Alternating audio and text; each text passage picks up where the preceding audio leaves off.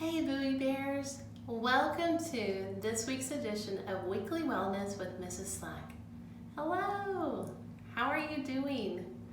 I cannot wait to see your sweet smiling faces. I know I say that every week, but I believe that at some point it's going to happen. And when it does, we are going to throw a party. It's going to be a great time together. I want to check in and see how you're doing. I know we've been doing this for a while now, and I want to encourage you today. Don't give up. If you've been checking in with me weekly, awesome, keep it up. Helping to take care of yourself is a great way to keep things moving and stay on the right track. I hope you're getting plenty of study time, plenty of play time, plenty of time outside, and excuse me, time with your family.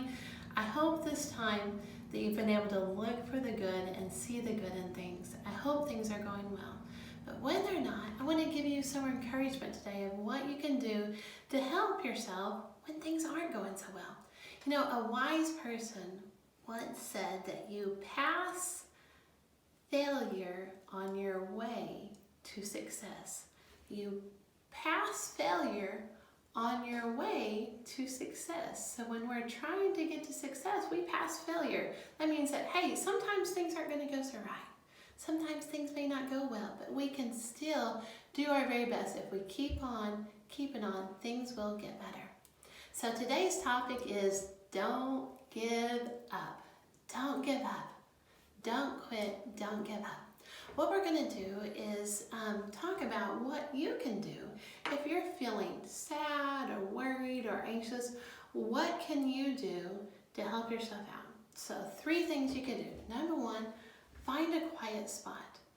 Whether that quiet spot might be in your room, or maybe it's a little pillow fort that you make, or I don't know, find a quiet spot and that will help. Number 2, try some of these activities. So one of the things you could do is try grounding. So grounding is, you can see like a little picture here, but you can see an eye, a hand, an ear, a nose, and a mouth. So in other words, think, what are 5 things that I can see? Like, well, and it's just very simple. Like, I see my bed, I see a pillow, I see a couch, I see the carpet. Just name 5 things you can see. 4 things that you can feel. Like, well, I feel my chair, I feel my socks, I feel my nose itching. You name 4 things that you feel. 3 things that you can hear. What can I hear? Okay, I hear birds chirping, I hear mom in the kitchen, I hear the air conditioner going. 2 things that you can smell. Okay, so maybe I smell something cooking, and maybe I smell, what else do I smell? Okay, and then one thing you can taste. I still taste my toothpaste from brushing my teeth, or whatever it is. So this is a great way to ground yourself. My kids, we use this sometimes when we're feeling anxious, like at the dentist office, or feeling anxious, about something that didn't go the way that we wanted to.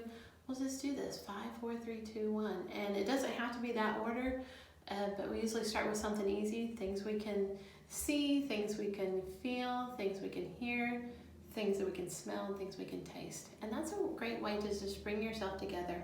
Another thing that you can do to help yourself if you're feeling anxious is called lazy 8 breathing. And so we call this a lazy 8 because it's like the number 8, but laying on its side, so and sleeping. But what we do is we breathe in and we breathe out. Breathe in and breathe out. And so you can trace with your finger. You don't have to have this paper. Just draw the number 8, turn it over on its side, and breathe in and out. Breathe in and out. So that's a great way just to help to calm our bodies. And then the last thing I want to show you, this is called a mindful maze. You can find lots of these online. You could use, I guess, a maze and a fun pad, that might work. But with your parents' permission, have your parents Google a mindful maze, or this one was called a finger labyrinth, I think. And so you can use your finger and just trace around And so what is fun about it is it's just a calming activity. So we trace that around. Another neat thing you can do is try tracing with the other finger. That's a little bit more, you kind of have to think about it. But somebody told me take they said take a marker or a popsicle stick, a chopstick, and try that. And then you can find that it's actually a little bit easier to do it that way. She said it's because you use different muscles. You're using the muscles in your arm instead of the muscles in your fingers, so you don't have to think so much. But it's a great way just to help yourself to calm down. There we go, and it goes all the way back and around. So try that. And then as you're doing those things, I want you to think about, number 3 is think about how does your body feel when you're doing that calming activity. When you are, grounding, or when you're doing the lazy 8, when you're doing the mindful maze, how does your body feel when you're doing that? So think about it. So try one of these things. Let me know which one was your favorite, and then teach it to your family. Let me know how it goes. So if you'd like, with your parents' permission, send me an email, diane.slack@gccisd.net.